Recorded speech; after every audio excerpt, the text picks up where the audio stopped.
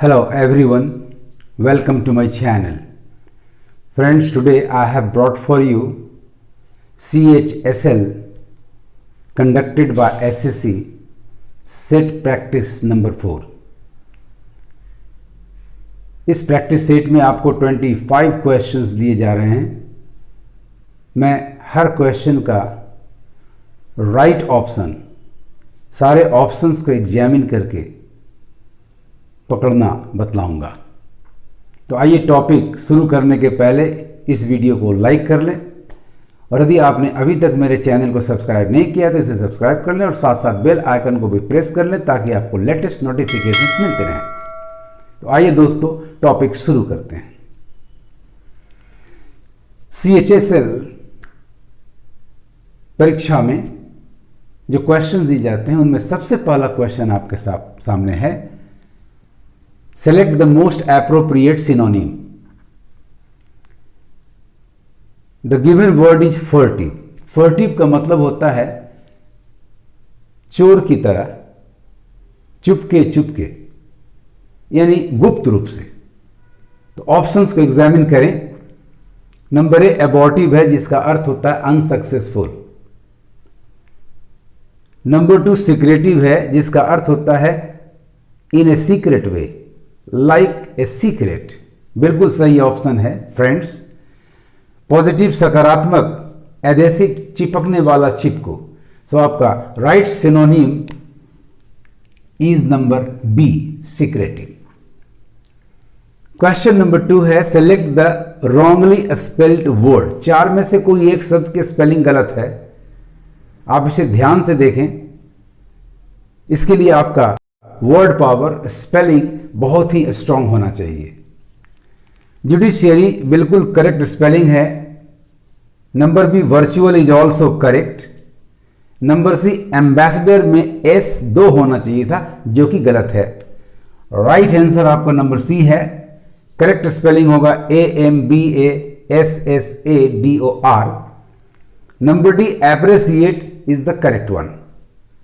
Let us come to question number 3.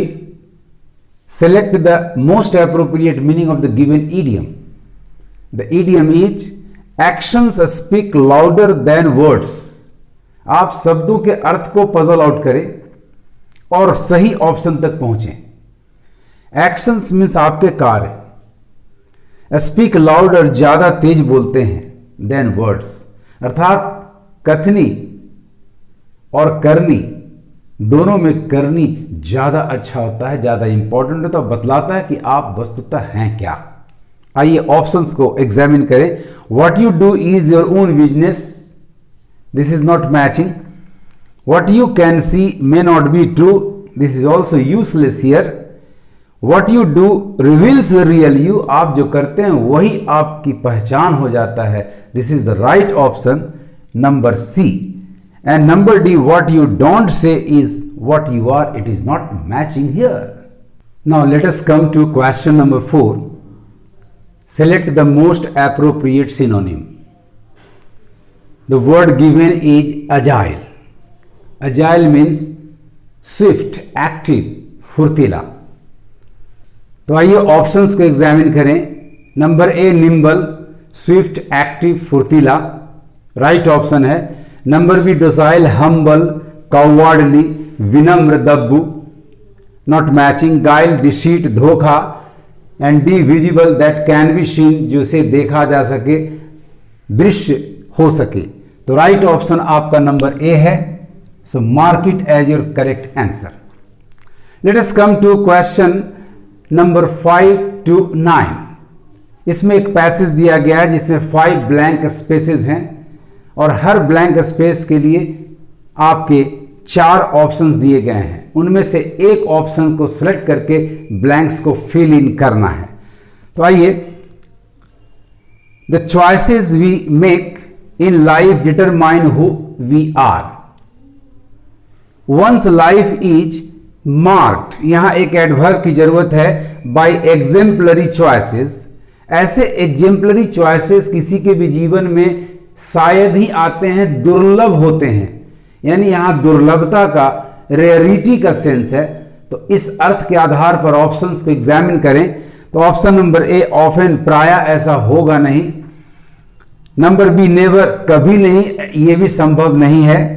Number C rarely, यही संभव है। नंबर डी सेल्डम प्राय नहीं, टोटली नेगेटिव, संभव नहीं है। So right option is number C. So blank space number 1 में आपका फिलर होगा adverb rarely. Now let us come to question number 6 to find out the most appropriate filler. Select the most appropriate option for blank number 2। तो आइए passage में चलते हैं।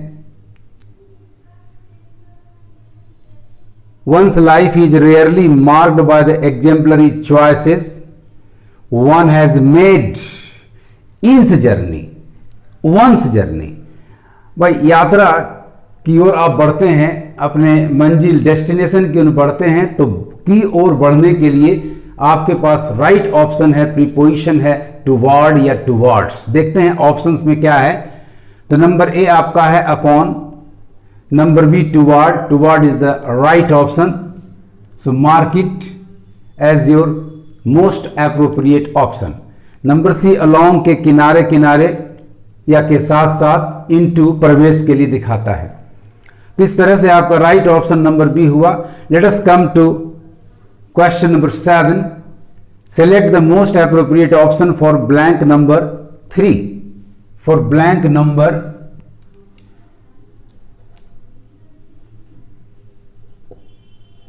for blank number 3। आइए passage में चलते हैं। The mega icon Ratan Tata has described his journey being a 7-year-old boy. यानी उस उम्र से, उस अवस्था से जब ये 7 साल के बच्चे थे, शुरुआत दिखा रहा है, बिगिनिंग दिखा रहा है। बिगिनिंग के लिए आपके पास राइट प्रीपोजिशन फ्रॉम है। तो आइए 7 के ऑप्शंस को एग्जामिन करें। Number A for, not matching. B through, not the correct one. C from, this is the right option friends. Number C from ले। Now let us come to question number 8।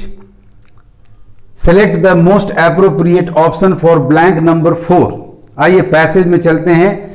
From being a 7-year-old boy who played his the freedom struggle, यानी अपने role अपनी भूमिका को निभाया।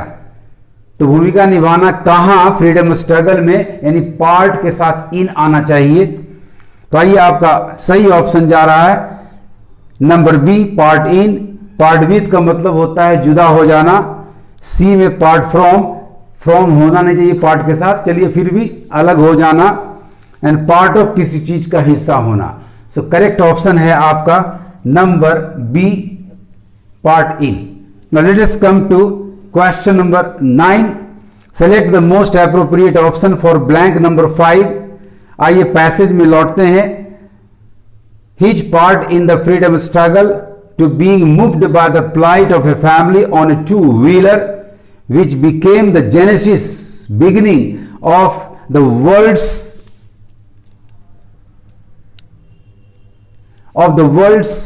Most car, the Tata Nano. अब options को देखते हैं। इकोनॉमिक का मतलब होता है अर्थशास्त्र से, इकोनॉमिक से जुड़ा हुआ। इकोनोमाइज कम करना, ये वर्ब है, जबकि यहां हमें एडजेक्टिव की जरूरत है। नंबर सी इकोनॉमिकल, यानी कम खर्च वाला, सस्ता। This is the right option. Number D आपका इकोनॉमिस्ट है, ये तो अर्थशास्त्री होगा, one who studies economics. So right option आपका नंबर सी है, इकोनॉमिकल। इस तरह से आपका पैसेज कंप्लीट हुआ।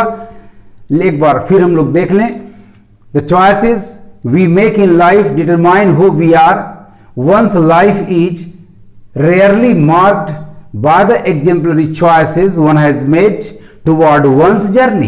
The mega icon Ratan Tata has described his journey from being a 7-year-old boy who played his part in the freedom struggle to being moved by the plight of a family on a 2-wheeler which became the genesis of the world's most economical car, the Tata Nano. Now let us come to question number 10. given below are 4 jumbled A, B, C, D sentences. Select the option that gives their correct order. आप ऐसे सवाल में जो jumble out the passage, jumble out the sentences एकदम शुरू से पढ़ें, ए उसके बाद बी उसके बाद सी, और देखें कि कौन सा वर्ड आपको उसे फर्स्ट सेंटेंस होने से रोकता है। फर्स्ट सेंटेंस यदि आप पकड़ लें तो उसके बाद सेकंड सेंटेंस पकड़ लें, फिर ऑप्शंस को देखें, जो ऑप्शन निकट में मैच करे उसी को आप क्लिक कर दें, पूरे पैसेज को करने की जरूरत आपको नहीं होगी। तो नंबर ए पढ़ते हैं, in order to buy that bicycle. देखिए एक हर्डल है, एक रुकावट है, दैट कौन सा बाईसाइकिल, ही प्लान्स, ही भी कौन व्यक्ति है, ऐसा अभी चर्चा नहीं हुआ, इसका मतलब ये फर्स्ट सेंटेंस नहीं होगा। नंबर बी में ही नीड्स, फिर ही आपको रोक रहा है। Number C, the film Dutch is about a young Iranian boy, यहां कोई भी रुकावट नहीं है, ही के लिए हमें एनाफोरा मिल गया, अ यंग ईरानियन बॉय, यानी आपका सी जो है पहला सेंटेंस होगा। सी से आपके पास एक ऑप्शन है नंबर ए और दूसरा ऑप्शन है नंबर डी, तो दूसरे सेंटेंस को पकड़ें। The film Dutch is about a young Iranian village boy, अभी अभी बी में मिला था, इरानियन बॉय के लिए he needs a bicycle, that bicycle की ओर संकेत कर दिया, he needs a bicycle to win the bicycle race which would help pay off his father's debt, यानी आपके पास सी और बी आ गया, सी और बी कहीं नहीं आ रहा है, this is the right option friends, mark it. तीसरे चौथे को पढ़ने की जरूरत नहीं है, लेकिन मैं आपकी सुविधा के लिए एक्सप्लेन कर देता हूं। तो आपका सी पहला हुआ, बी दूसरा हुआ। अब देखिए बी को ध्यान से पढ़ें तो he needs a bicycle to win the bicycle race which would help pay off his father's debt. देखिए नंबर ए में in order to buy that bicycle, तो तीसरा सेंटेंस आपका ए हो गया, चौथा बच गया D. It's very easy to do the task. Now come to question number 11, identify the segment which contains the grammatical error. आपको एक सेंटेंस दिया गया है और उसके किसी एक सेगमेंट में एरर है, उसे आपको पकड़ना है। The sentence is my hotel in Goa had a wonderful view of the sea in the window. आप यहीं से सोचें कि वंडरफुल व्यू समुद्र का हम खिड़की के द्वारा, खिड़की के रास्ते देखेंगे, ना कि खिड़की में देखेंगे, यानी ये पार्ट आपका प्रॉब्लम कर रहा है। अब देखिए कि इन द विंडो किस ऑप्शन में है, तो आपका ऑप्शन नंबर ए बिल्कुल करेक्ट हुआ, बाकी सारे ऑप्शंस आपके करेक्ट हैं। सो करेक्शन होगा आपका इन के जगह पर थ्रू, चूंकि ये माध्यम, ये वे दिखाता है। So my hotel in Goa had a wonderful view of the sea through the window. Let us come to question number 12. Select the most appropriate word to fill in the blank in the given sentence. The teacher blank space the student for cheating. अब teacher student यदि cheating करता हुआ पकड़ा गया है तो teacher उन्हें क्या करेंगे?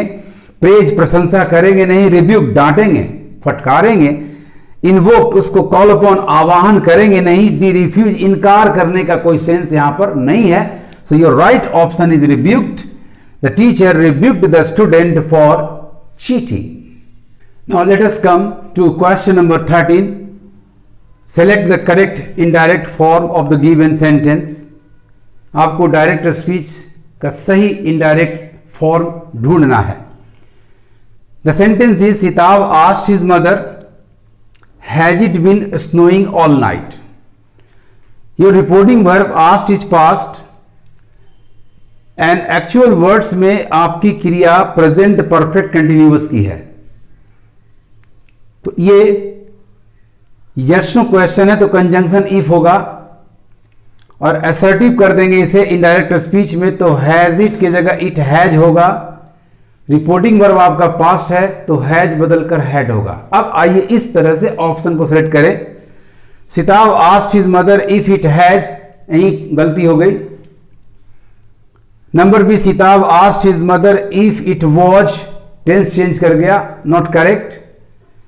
सीताब asked his mother if it is, यहां भी टेंस चेंज हो गया, not correct. Sitab asked his mother if it had been snowing all night, the correct answer is option number D. Shitab asked his mother if it had been snowing all night. Now is the turn of question number 14, which is related to active passive voice. You are given a sentence and asked to find out the right option, that is the correct passive form of the sentence given. The Delhi police has shot an educational video on traffic rules for school students. Friends याद रखें, जब भी active से passive में आपको जाना है तो सबसे पहले दिए गए सेंटेंस में ऑब्जेक्ट पकड़ें। तो आपका ऑब्जेक्ट है an educational video on traffic rules for school students. उसके बाद वर्ब के टेंस को फाइंड आउट करें और उसके अनुसार पैसिव क्रिया का प्रयोग करके देखें। तो आइए, इस तरह का ऑब्जेक्ट आपके पास चारों ऑप्शन से मौजूद है, यानी ऑब्जेक्ट पैसिव सब्जेक्ट सही रूप से बना हुआ है। तो अब देखना है वर्ब का। तो आपकी क्रिया हैज शॉट है, प्रेजेंट परफेक्ट, तो इसका पैसिव होगा हैज बीन शॉट। तो देखा जाए हैज बीन शॉट किसमें है, an educational video on traffic rules for school students has been shot, बिल्कुल सही मिला। सेकंड ऑप्शन को देख लें। ऐसे इस ऑप्शन के बाद आगे बढ़ने की आवश्यकता आपको नहीं, इसको मार्क कर लें करेक्ट आंसर के रूप में, लेकिन आगे भी चेक कर लें जब आप प्रैक्टिस करें, एग्जामिनेशन में जरूरत नहीं पड़ेगी। An educational video on traffic rules for school students is being गलत हो गया। नंबर सी में आपकी क्रिया had been shot, tense change कर गया है। एंड नंबर डी में आपकी क्रिया वॉज बीइंग शॉट। तो आपके तीनों में बी सी डी ऑप्शंस में टेंस बदल चुका है, जो कि असंभव है। सो राइट ऑप्शन आपका नंबर ए है। An educational video on traffic rules for school students has been shot by the Delhi police. Now come to question number 15. Select the most appropriate option to substitute the underlined segment in the given sentence. If there is no need to substitute, select the option no improvement. बड़े ध्यान से पढ़ें इस sentence को। India has lost a veteran actor with the deceased of Sri Ram Lagu. Friends, the word underlined deceased is a noun. It means a dead person. जबकि यहां यदि dead person है तो फिर ऑफ के बाद उस पर्सन का नाम कैसे सही होगा, अर्थात इस पर्सन की मौत से ऐसा लॉस हुआ, तो यहां डिसीज्ड के जगह पर we need the noun death और its synonym, not that of a person. So let us examine the options. Number 1, number A no improvement, ये तो रूल्ड आउट हुआ क्योंकि इंप्रूवमेंट की जरूरत है, सब्स्टिट्यूशन की जरूरत है. डिमाइज मीन्स डेथ, बिल्कुल फिट आंसर है. बेरीवमेंट का मतलब होता है किसी के मौत से होने वाली तकलीफ, विषाद. एक्सपायर्ड का मतलब डेड, एडजेक्टिव है. सो राइट ऑप्शन आपका नंबर बी डिमाइज हुआ. India has lost a veteran actor with the demise, that is with the death of Sri Ram Lagu. Let us come to question number 16. Select the most appropriate word to fill in the blank in the given sentence. Let us read the sentence. Those earning less than rupees 10,000, जिनकी आमदनी 10,000 रुपए से कम है, are from paying, अर्थात उस चीज से मुक्त है वो, from paying income tax. Adjust, सामंजस्य करना, adjusts is not the right option. Accepted, स्वीकार करने का सेंस है नहीं. कलेक्टेड, संग्रह करने का सेंस है नहीं. एग्जेम्प्टेड, फ्रीड करने का सेंस है. So the right option is number D, exempted. Now come to question number 17. Select the most appropriate meaning of the given idiom. Idiom आपका है अ पीस ऑफ केक। अब जरा शब्दों को पकड़ें, शब्दों को एग्जामिन करें। A piece of cake, cake, cake होता कैसा है? तो वेरी सॉफ्ट, खाने में बिल्कुल आसान, पाने में भी बिल्कुल आसान। बर्थडे किसी का सेलिब्रेशन वहां मुफ्त मिल जाता है। आप छोटा से छोटा केक खरीदेंगे तो कोई बहुत पैसे की जरूरत नहीं होती, यानी बहुत ही आसान, ऐसा अर्थ इसका आ रहा है। आइए ऑप्शंस को एग्जामिन करें। समथिंग अम्यूजिंग, आनंद देने वाला, नो। समथिंग सीरियस, बहुत गंभीर, not matching here. Something difficult, और no, it is useless here. Something easy is the right option. ऐसे ईडियम के शब्दों के अर्थ को पजल आउट करके आप ईडियम के राइट मीनिंग तक पहुंच सकते हैं। So mark your answer, answer number D, something easy. Let us come to question number 18. In the given sentence, identify the segment which contains the grammatical error.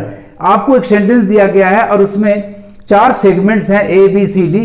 किस segment में error है उसको पकड़ लेना है। आइए पहले सेंटेंस पढ़ें, वहीं से पकड़ने की आदत डालें। फ्रीडम ऑफ एक्सप्रेशन, ये आपका सब्जेक्ट हुआ। फ्रीडम ऑफ एक्सप्रेशन क्या है? तो मीनिंग यहां वर्ब होना चाहिए, मीनिंग वर्ब होगा ही नहीं, ईज लगाने से भी काम चलेगा नहीं। ये एक यूनिवर्सल फैक्ट है, क्योंकि सेंटेंस देखिए, freedom of expression meaning the right to express one's own convictions and believes. Universal fact की क्रिया प्रेजेंट इंडेफिनिट होती है। आपका subject freedom of expression third person singular है, यानी मीन्स की जरूरत है, अर्थात मीनिंग वाले सेगमेंट को ही पकड़ें। तो आपका मीनिंग वाला सेगमेंट है number C, this is the right option. Correction आपका होगा, freedom of expression means the right to express one's own convictions and believes. Now let us come to question number 19. Given below are 4 jumbled sentences. Select the option which gives their correct order. A, B, C, D में से सही क्रम आपको बताना है, कौन पहले होगा कौन उसके बाद होगा। आप A से शुरू करें। Behind them, देखिए them पता नहीं चल रहा कि कौन, तो ये पहला सेंटेंस नहीं होगा।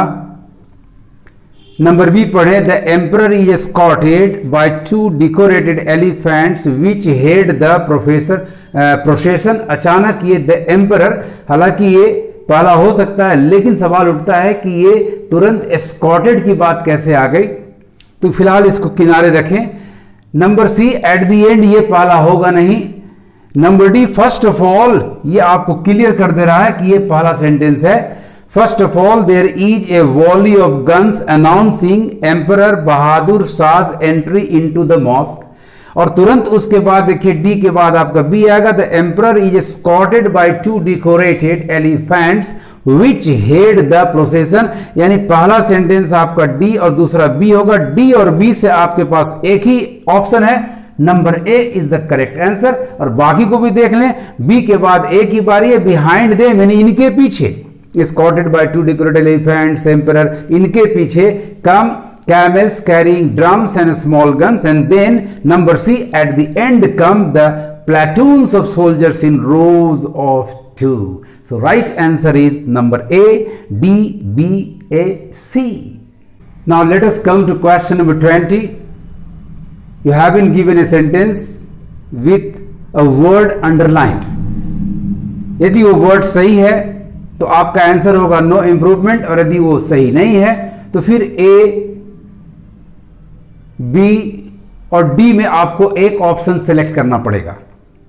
तो आइए सेंटेंस पढ़ते हैं। The rising prices of essential food items have placed an weighty burden on the poor.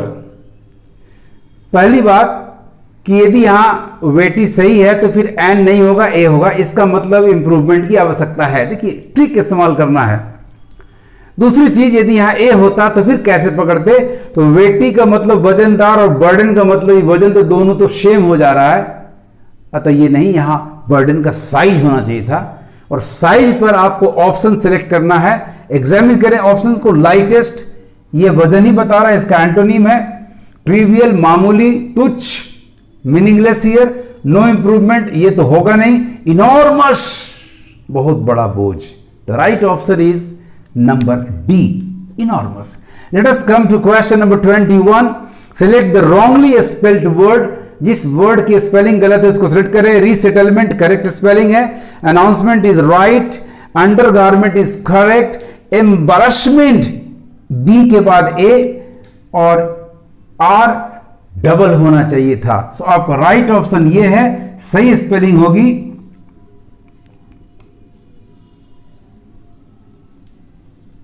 embarrassment, embarrassment. Now let us come to question number 22, one word substitution. Having no moral principle, जिसमें कोई नैतिक सिद्धांत या नियम ना हो, ऐसा व्यक्ति मोरललेस होगा।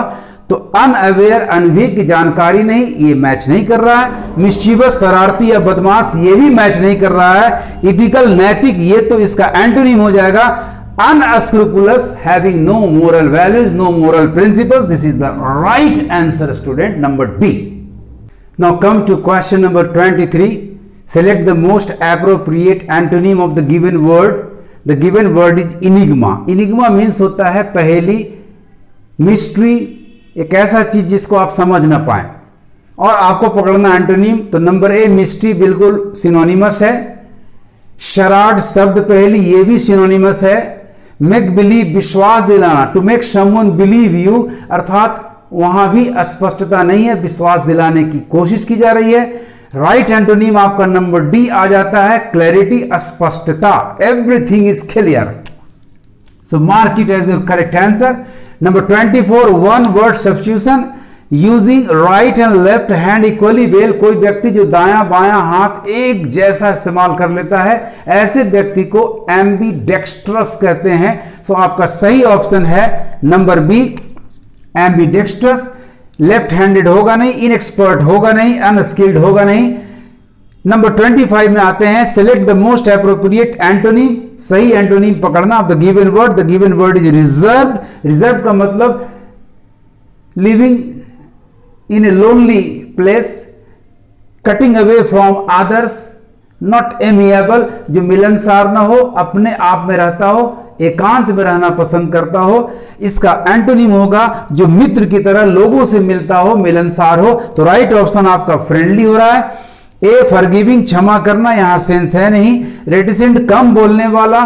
कावर्डली, कायर, कोई भी मैच नहीं कर रहा है सिवाय one, and that is number B, friendly. इस तरह से फ्रेंड्स, कोई भी परीक्षा हो, एसएससी हो, यूपीएससी हो, कहीं भी इंग्लिश पेपर आता है तो बड़े ध्यान से क्वेश्चंस को पढ़ें, ध्यान से पजल आउट करें, ऑप्शंस को सही ढंग से सिलेक्ट करें और उसे मार्क कर दें। Best of luck, thanks for watching.